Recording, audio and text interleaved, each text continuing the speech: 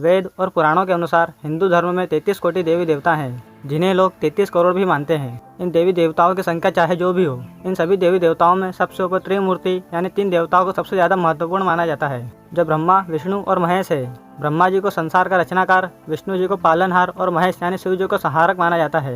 इनमें से भगवान शिव और विष्णु जी के मंदिर और उनके करोड़ों भक्त आपको भारत के हर कोने में देखने को मिल जाएंगे और उनकी पूजा भी पूरे विधि विधान से की जाती है। लेकिन हैरानी की बात यह है कि ब्रह्मा जी जिन्होंने सृष्टि की रचना की, जिन्होंने इस सृष्टि का निर्माण किया, उनके संसार में कोई पूजा नहीं की जाती।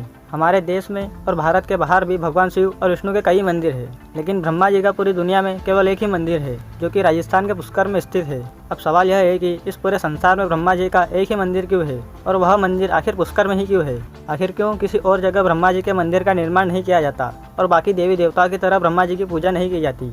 तो आपको बता दें कि ब्रह्मा जी की पूजा न किए जाने के पीछे एक पौराणिक कथा है। हिंदू धर्म के पद्म पुराण के अनुसार एक समय धरती पर वज्रनाश नामक राक्षस ने उत्पात मचा रखा था। उसके बढ़ते अत्याचारों को देखकर ब्रह्मा जी ने उसका वध कर दिया। लेकिन वध करते वक्त ब्रह्मा जी के हाथों से 3 कमल के फूल गिर गए और जिन 3 स्थानों पर कमल के फूल गिरे, उन 3 जगहों पर 3 झीलें बनी। इन 3 स्थानों को ब्रह्मा जी ने पुष्कर कहकर पुकारा। पुष्कर में पुष्क का मतलब फूल होता है और कर का मतलब हाथ होता है, यानी पुष्कर का मतलब ब्रह्मा जी के हाथ का फूल। ब्रह्मा जी के हाथ से फूल गिरने के बाद धरती पर बनी इस पवित्र जगह पुष्कर में ब्रह्मा जी ने यज्ञ करने का निर्णय लिया। इस यज्ञ के लिए ब्रह्मा जी की पत्नी सावित्री को भी इस यज्ञ की एक खास रस्म के लिए उपस्थित होना था। ब्रह्मा जी यज्ञ करने के लिए पुष्कर पहुंचे, लेकिन किसी कारणवश सावित्री जी वहां समय पर नहीं पहुंच पाई।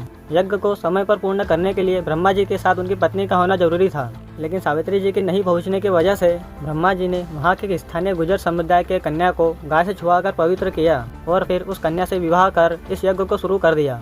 लेकिन जब सावित्री जी वहां पहुंची और ब्रह्मा जी के बगल में किसी दूसरी कन्या को बैठा हुआ देखा तो वे क्रोधित हो गई और फिर उन्होंने क्रोध में आकर ब्रह्मा जी को श्राप दे दिया। सावित्री ने ब्रह्मा जी को श्राप दिया कि देवता होने के बावजूद उनकी कभी पूजा नहीं की जाएगी और जो भी उनकी पूजा करेगा उसके सभी कर्म असफल हो जाएंगे।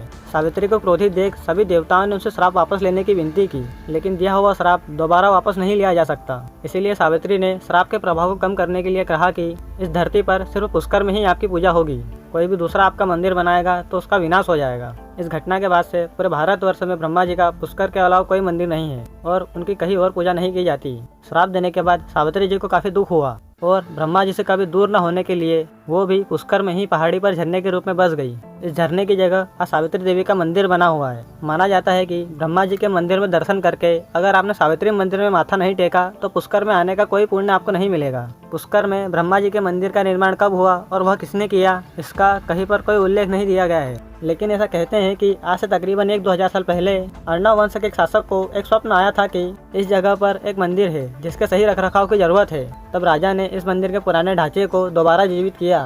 मंदिर के पीछे एक पहाड़ी पर सावित्री का मंदिर स्थित है, जहां पहुंचने के लिए कई सैकड़ों सीढ़ियों को पार करना पड़ता है। पुराणों के अनुसार ब्रह्मा जी ने पुष्कर में कार्तिक पूर्णिमा के दिन यज्ञ किया था, इसलिए हर साल कार्तिक पूर्णिमा के अवसर पर पुष्कर में भव्य मेला लगता है। मेले के दौरान ब्रह्मा जी के मंदिर में हजारों की संख्या में भक्तों की भीड़ लगी रहती है।